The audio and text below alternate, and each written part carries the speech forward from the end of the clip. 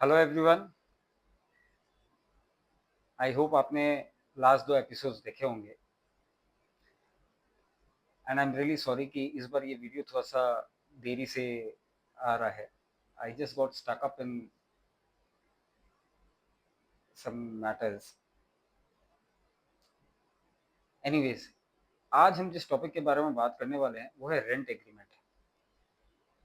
Rent agreement जो कि बहुत क्रूशियल होता है, बहुत एसेंशियल होता है। आज हम समझेंगे कि ये रेंट एग्रीमेंट क्यों मैटर करता है, रिटन एग्रीमेंट क्यों मैटर करता है, और एक लैंडलॉर्ड और टेनेंट को क्या चीज़ें जाननी चाहिए, रेंट एग्रीमेंट में क्या क्लॉजेस होने चाहिए। आज हम इसके लिए ये सारी चीज़ें समझेंगे। इससे एक अच्छा रेंट एग्रीमेंट, जो वेल ड्राफ्टेड रेंट एग्रीमेंट, उसका क्या इंपॉर्टेंस होता है, उसमें क्या क्लॉजेस होने चाहिए। अगेन, जो क्लॉजेस मैं बता रहा हूँ बहुत जनरल क्लॉजेस हैं। आजकल कई रेंट एग्रीमेंट में आर्बिट्रेशन क्लॉजेस भी होते हैं, बहुत सारी चीज़ें होते हैं। आज का इस एपिसोड का उद्देश्य है कि बेसिक जो चीज़ें होनी चाहिए रेंट एग्रीमेंट में वो क्या है और उसकी इंपॉर्टेंस क्या है। चलिए स्टार्ट करते हैं। सबसे पहले रेंट एग्रीमेंट क्या है। Rent agreement is a written document which records the terms and condition of the property given on rent. It serves as an arrangement between the landlord and the tenant and helps avoiding misunderstandings in the future. Basically rent agreement क्या है। Rent agreement वो document है, अगर आप कोई property rent पे देते हो तो उसके टर्म्स एंड कंडीशन जो कि रिटर्न में हो जाए। ऐसे तो रेंट एग्रीमेंट ओरल भी हो सकता है, लेकिन हम स्पेसिफिकली रिटर्न की बात कर रहे हैं और जोर भी देते हैं कि रिटर्न होना चाहिए। क्योंकि रिटर्न होने से होता क्या है कि आगे जाके फ्यूचर में अगर कभी कोई डिस्प्यूट्स हों तो उस एग्रीमेंट के हिसाब से उन डिस्प्यूट्स को रिजॉल्व किया जा सके। और एग्रीमेंट होने से, रिटर्न एग्रीमेंट होने से डिस्प्यूट होने के चांसेस ही कम रहते हैं, क्योंकि उसमें सब चीज़ पहले से डिफाइन किया हुआ रहता है कि भाई लैंडलॉर्ड के अधिकार क्या हैं, उसके ऑब्लिगेशंस क्या है, टेनेंट के अधिकार क्या हैं, उसके ऑब्लिगेशंस क्या है, सब लिखा हुआ रहता है। अगर आसान भाषा में बताएं तो बेसिकली रेंट एग्रीमेंट के अंदर में क्या होता है, उसमें ये डिफाइन रहता है कि लैंडलॉर्ड कौन है, टेनेंट कौन है, कौन सी प्रॉपर्टी रेंट पे दी जा रही है, कितने रुपए में दी जा रही है यानी रेंट अमाउंट क्या है, उसके लिए कुछ डिपॉजिट्स है क्या, डिपॉजिट के रिफंड के नियम क्या है, रेंट का ड्यूरेशन क्या है, कितने दिनों के लिए, महीनों के लिए, सालों के लिए वो रेंट दिया जा रहा है, इंक्रीमेंट क्लॉज क्या है, ये सब सब दिया हुआ रहता है। रिन्यूअल क्लॉज क्या है, प्लस लैंडलॉर्ड और टेनेंट के राइट्स और ऑब्लिगेशन क्या है, ये दिया हुआ रहता है। बहुत कुछ कुछ बेसिक पॉइंट्स है जो रेंट एग्रीमेंट में दिए। अब मैंने अभी आपको बोला कि रिटन एग्रीमेंट का इंपॉर्टेंस क्या है। आपने सुना ही होगा अपनी डेली लाइफ में कि बहुत आदमी लोग रिलाई करते हैं कि भाई ठीक है, ये मेरा जान पहचान का है, मेरा दोस्त है, मेरा भाई है या कोई रिलेटिव है, चलो भैया मेरा फ्लैट खाली पड़ा है, वो रेंट दे रहा है, मैं विदाउट एग्रीमेंट इसको रेंट दे देता, प्रॉपर्टी रेंट पे दे देता हूँ। अब ट्रस्ट इंपॉर्टेंट है, नो डाउट, बिना ट्रस्ट के कोई काम हो ही नहीं सकता है। लेकिन जब इतनी इंपॉर्टेंट चीजें इन्वॉल्व होती है तो उसको ऑलवेज एक रिटन डॉक्यूमेंट फॉर्म में कर लेना चाहिए। रिटन एग्रीमेंट करने से होता क्या है, डिस्प्यूट्स आगे जाके फ्यूचर में मे भी कम होते हैं। ऐसा नहीं है कि रिटन एग्रीमेंट होने के बावजूद भी डिस्प्यूट नहीं होते, होते हैं लेकिन मिटिगेट हो जाते हैं।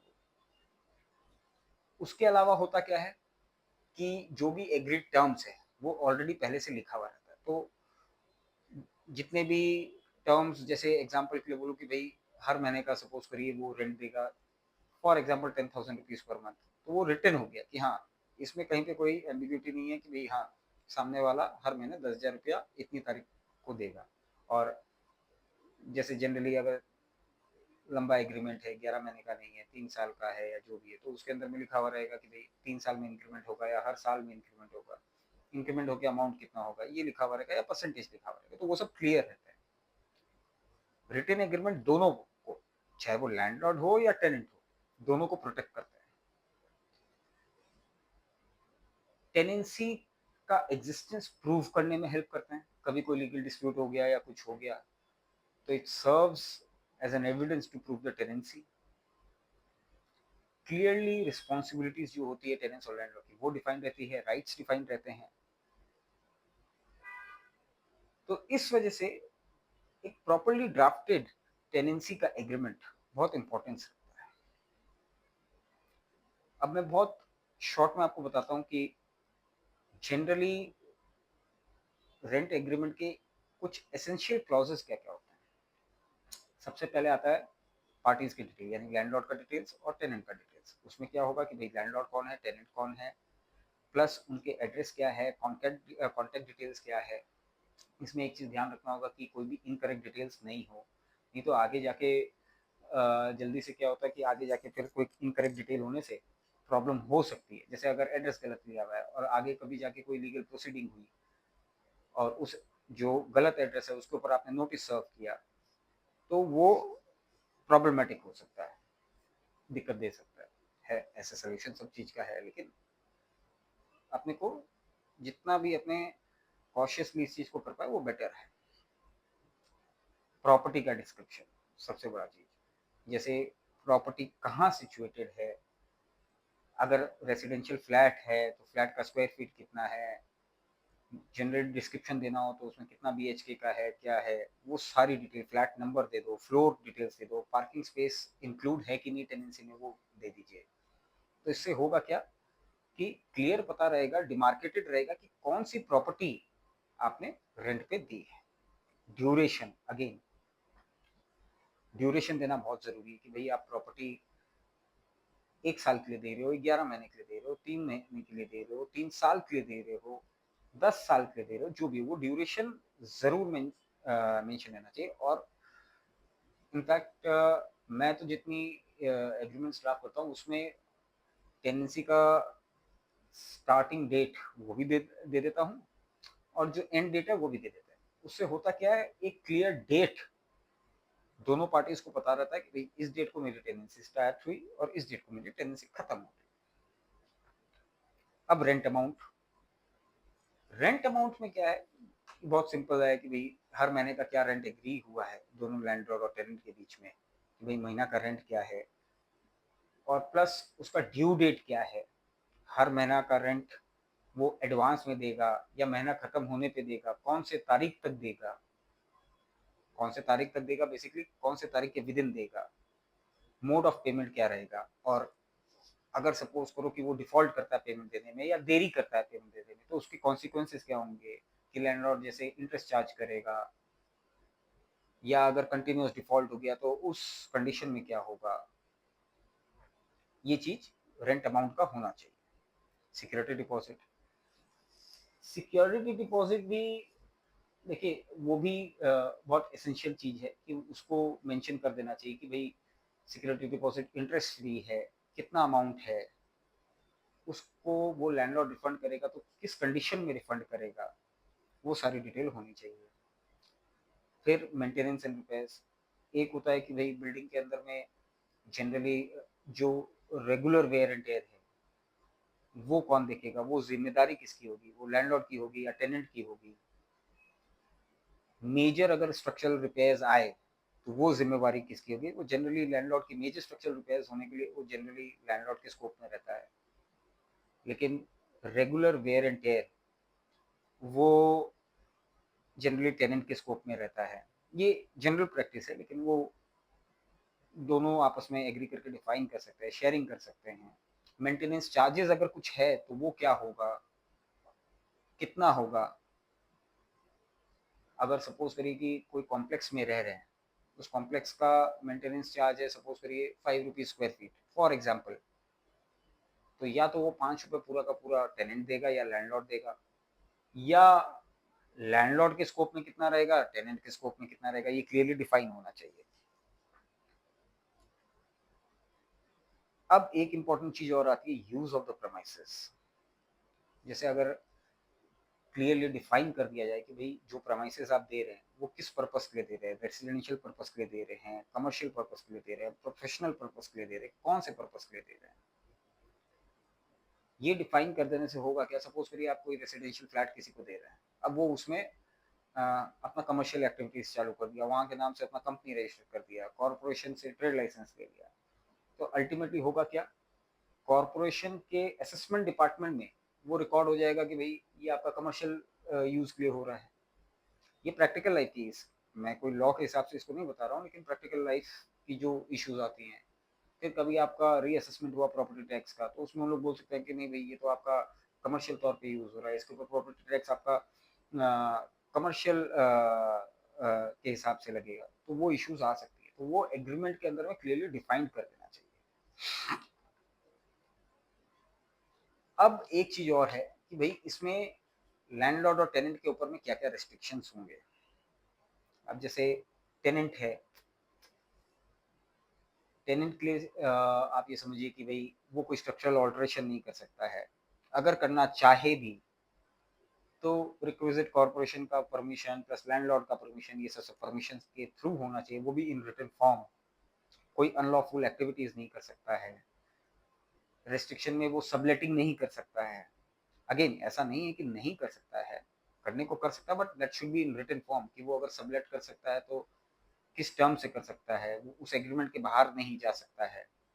इन लॉ भी वो उस एग्रीमेंट के बाहर नहीं जा सकता। अगर सपोज करिए फॉर एग्जांपल कि आपने कोई प्रॉपर्टी रेंट पे ली, आपने 3 साल के लिए रेंट पे ली, अब आपका स्कोप उस प्रॉपर्टी के ऊपर में 3 साल का ही है, और उस एग्रीमेंट में लिखा हुआ है कि हाँ आप सबलेट भी कर सकते हो, लेकिन आप उस 3 साल के बाहर नहीं कर सकते हो, क्योंकि आपका एग्रीमेंट 3 साल बाद एक्सपायर हो जाएगा, तो उस 3 साल के बाद फिर आप एग्रीमेंट आप किसी और को सबलेट नहीं कर सकते हो, वो फिर वापस से लैंडलॉर्ड के पास का राइट का बात है।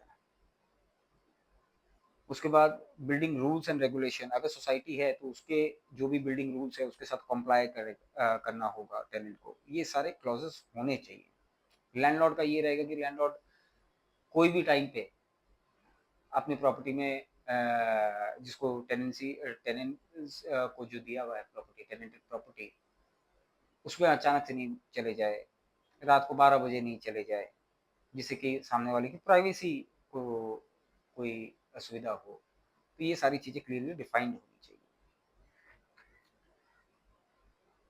अब उसके बाद में आता है रिन्यूअल क्लॉज। रिन्यूअल क्लॉज के अंदर में क्या है कि सपोज करिए आपकी टेनेंसी 3 साल की है, तो 3 साल बाद भाई लैंडलॉर्ड इसको अगर रिन्यू करना चाहे और टेनेंट भी रिन्यू करना चाहे, तो उसके क्लॉजेस क्या होंगे, उसके उसमें एस्केलेशन क्या होगा, नया रेंट क्या होगा, टर्म्स क्या होंगे, रिवाइज टेनेंसी एग्रीमेंट के टर्म्स क्या होने चाहिए। इसमें तो वापस से टर्म्स इसमें आएंगे नहीं, वो उस समय डिसाइड होगा, होता है इन जनरल, लेकिन क्या प्रोसीजर होना चाहिए जनरली। अगर सपोज करिए आपने कोई टेनेंसी ली 3 साल के लिए, अब अगर उसमें रिन्यूअल क्लॉज लिखा हुआ रहे और उसमें ये लिखा हुआ रहे कि भैया 3 साल के जब एक्सपायर हो गए उसके 1 महीना पहले टेनेंट जो है वो अपना इंटेंशन दिखा दे कि हाँ भैया मैं इसको रिन्यू करना चाहता हूँ, और रिटर्न में नोटिस दे दे लैंडलॉर्ड कि मैं रिन्यू करना चाहता हूँ, ठीक है, एम्पल टाइम मिल जाता है दोनों को आपस में टर्म्स डिस्कस करने के लिए कि भाई हाँ ठीक है कि ये आप रिन्यू करना चाहते हैं, तो इसमें हम लोग का ये टर्म्स के साथ में हम लोग रिन्यू कर सकते हैं, एमिकल भी हो जाता है। नहीं तो अगर एक्सपायर हो गया उसके बाद फिर आप लोग डिस्कस करने जाओ, तो वो फिर एक इशू आ जाता है कि नहीं भाई ये तो एक्सपायर हो गया है अभी, अब वो एक्सपायरेशन के बाद का जो पीरियड है उसका रेंट क्या होगा, कई बार ये सब इश्यूज भी आते हैं, तो बेटर रहता है कि वो रिन्यूअल क्लॉज जो है वो क्लियरली डिफाइंड रहे कि हाँ एक्सपायरी से के टाइम पे कैसे रिन्यू होगा। अब एक पॉइंट पे और आते हैं जो है टर्मिनेशन क्लॉज। टर्मिनेशन क्लॉज क्या है कि उसके अंदर में ये क्लियरली डिफाइंड होता है कि भाई कोई भी रेंट एग्रीमेंट है वो किन परिस्थितियों में टर्मिनेट हो सकता है। जैसे नोटिस पीरियड क्या होगा, ग्राउंड्स ऑफ टर्मिनेशन क्या होगा, प्रोसीजर क्या होगा प्रॉपर्टी वेकेट करने का। तो ये एक क्लियर टर्मिनेशन क्लॉज होने से क्या है, टेनेंट को भी पता रहता है कि इस वजह से मेरा टेनेंसी एग्रीमेंट टर्मिनेट हो सकता है, और लैंडलॉर्ड को भी पता है कि भाई हाँ, अगर ऐसा ऐसा कोई सिचुएशन आया तो मैं अपनी टेनेंसी को टर्मिनेट करा सकता हूँ। जैसे फॉर एग्जांपल सपोज करिए, अभी मैंने जब रेंट के बारे में अपने बात कर रहे थे तो मैंने बताया कि भाई अगर रेंट 2 महीना तक नहीं आया तो क्या होगा। तो वैसे ही कई एग्रीमेंट्स में ऐसा होता है कि अगर टेनेंट ने कंटिन्यूअसली, अगेन कंटिन्यूअसली सपोज करिए 2 महीना या 3 महीना तक अगर रेंट नहीं दिया, तो लैंडलॉर्ड के पास ये अधिकार है कि भैया वो उसको वेकेट करा सकता है, उसको नोटिस दे सकता है। Again as per applicable laws, हर स्टेट के, अगर वो रेंट कंट्रोल एक्ट में अगर फॉल करता है तो उस स्टेट के रेंट कंट्रोल एक्ट का जो भी लॉ है उसके अकॉर्डिंग होना चाहिए सब। अगर ट्रांसफर ऑफ प्रॉपर्टी एक्ट में आता है तो उसके अकॉर्डिंग होना चाहिए वो नोटिस, वो प्रोसीजर सब कुछ। तो termination clause is also very important. ये लैंडलॉर्ड और टेनेंट को दोनों को अवेयर करता है। अब लैंडलॉर्ड के मन में रहेगा कि हाँ भाई ये कंडीशन है तो मैं इसको टर्मिनेट करा सकता हूँ। टेनेंट के मन में भी रहेगा कि अरे हाँ, उसमें तो लिखा हुआ है कि भाई 2 महीने तक अगर मैंने रेंट नहीं दिया तो वो मेरे को खाली करा सकता है, राइट। तो ये चीज़ हो सकता है। प्लस जैसे कमर्शियल प्रॉपर्टीज में क्या होता है, उसमें कंडीशंस अपने लगा देते हैं टर्मिनेशन का कि अगर कोई अनलॉफुल एक्टिविटी किया है तो हम लोग टर्मिनेट करवा सकते हैं। So there are conditions where we can define that due to such reasons the agreement shall stand terminated।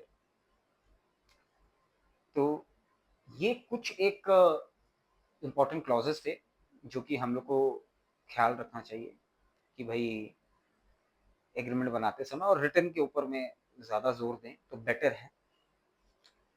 Registration जो होता है रेंट एग्रीमेंट का, वो स्टेट टू स्टेट डिपेंड करता है कि कौन से स्टेट में क्या प्रोविजन है रेंट एग्रीमेंट्स को रजिस्टर कराने का।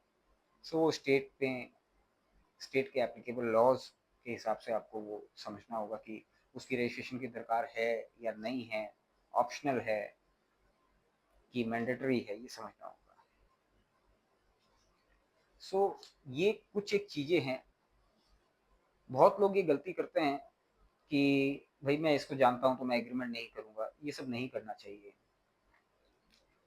कुछ लोग मे बी अगर देखते हैं कि भाई हाँ ठीक है, इतना रेंट आ रहा है तो एग्रीमेंट की दरकार नहीं है। नो, ऐसा नहीं होना चाहिए। सबसे बड़ी चीज़, सबसे बड़ी गलती जो लोग करते हैं, रेंट एग्रीमेंट सपोज आपने किसी से भी ड्राफ्ट कराया, चाहे मेरे से ही क्यों ना कराया हो, ऑलवेज सबसे पहले ड्राफ्ट कॉपी लो। ड्राफ्ट कॉपी लेके उसको पढ़िए, पढ़ के समझिए। मन में चाहे एक क्वेश्चन आए या 10 क्वेश्चन आए, सारे डाउट्स क्लियर करिए।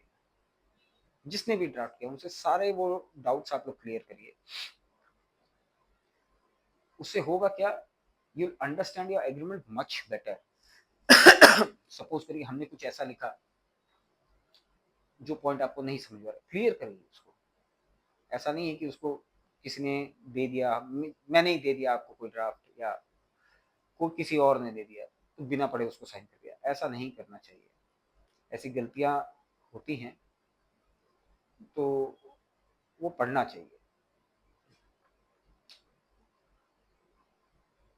और ये खाली लैंडलॉर्ड के लिए नहीं, टेनेंट के लिए भी, लैंडलॉर्ड टेनेंट दोनों को पढ़ना चाहिए। तो अल्टीमेटली यही है कि रेंट एग्रीमेंट रिटर्न में रखिए, लैंडलॉर्ड के लिए, टेनेंट के लिए भी। अच्छा, एक चीज़ और लैंडलॉर्ड के लिए है कि जो भी टेनेंट है उसका प्रोफाइल लीजिए। प्रोफाइल लेके उसकी प्रोफाइल को वेरीफाई कीजिए, कोई दिक्कत नहीं है इसमें। रेंट के डिपॉजिट के टर्म्स, ड्यूटीज, लाइबिलिटी सबको स्पेसिफाई करिए। जो क्लॉजेस हमने डिस्कस किए हैं ये इन जनरल क्लॉजेस के अलावा भी आप लोग को और कोई क्लॉजेस समझ में आए तो वो ज़रूर डिस्कस करके उसमें डॉक्यूमेंट करिए। लैंडलॉर्ड को सारे पेमेंट के रिकॉर्ड्स रखने चाहिए। तो ये सब कुछ चीज़ें ध्यान रखनी चाहिए। टेनेंट्स को भी एग्रीमेंट साइन करने के पहले पूरी तरह से पढ़ना चाहिए। लैंडलॉर्ड के प्रॉपर्टी के पेपर्स भी ज़रूर देखने चाहिए। कई बार ऐसा होता है कि भाई कहीं पे रेंट लेने जा रहे हैं, कोई फ्लैट ही रेंट लेने जा रहे हैं, बाद में पता चलता है कि वो फ्लैट इलीगली कंस्ट्रक्टेड है। आपने इतने दिन रेंट भी दिया, डिपॉजिट भी दिया हुआ है, और अल्टीमेटली आपको वो इमीडिएट खाली करना पड़ता है, वो असुविधा हो जाती है। तो वो सारी डॉक्यूमेंटेशन टेनेंट को कर लेना चाहिए। डिपॉजिट के रिफंड के कंडीशंस समझ लेने चाहिए, टर्मिनेशन क्लॉजेस समझ लेने चाहिए, और सबसे ज़रूरी, जितने भी आप मंथली रेंट्स या ईयरली हो, मंथली हो, जो भी आप रेंट्स दो, इवन सिक्योरिटी डिपॉजिट, सबके रिसीट ज़रूर रखिए। वो रखना बहुत ज़रूरी है। तो ये एक थोड़ा सा शॉर्ट में मैंने आपको बताया, हालांकि चेष्टा करके जितना शॉर्ट बना पाया उतना शॉर्ट बनाया। अल्टीमेटली कंक्लूजन यही निकलता है कि see, rent agreement is not only a piece of paper, basically it is the foundation of a landlord and tenant relationship. ये समझना पड़ेगा। तो उस डॉक्यूमेंट को आप जितने बेहतरीन तरीके से बना सको, जितने क्लियर टर्म्स में बना सको, it will be very good for both of them, landlord and tenant.